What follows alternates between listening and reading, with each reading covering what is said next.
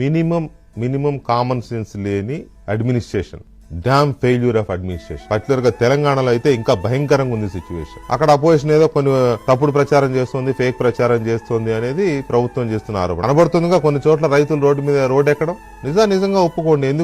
Urea ఎందుకు ఇవ్వలేకపోతున్నామని నిజాన్ని ఒప్పుకోండి. రైతులు వేసే రాళ్లకు కూడా రెడీగా ఉండండి.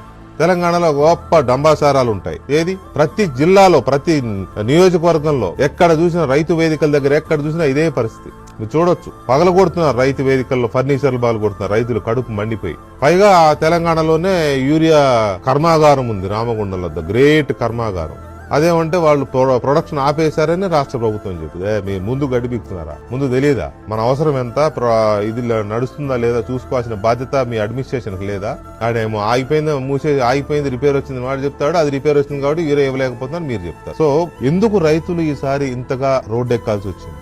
ఏంటికి? దీనికి కారణం ఏంటి? ఎవరు బాధ్యత వహించాలి? ఈ వైఫల్యానికి ఎవరు బాధ్యత వహిస్తారు? కేంద్రం దగ్గర లాబింగ్ చేసుకుని యూరియా అవసరమైనంత యూరియా తెచ్చుకోవడంలో తెలంగాణ ముఖ్యమంత్రి రేవంత్ రెడ్డి ఎందుకు ఫెయిల్ అయ్యారు?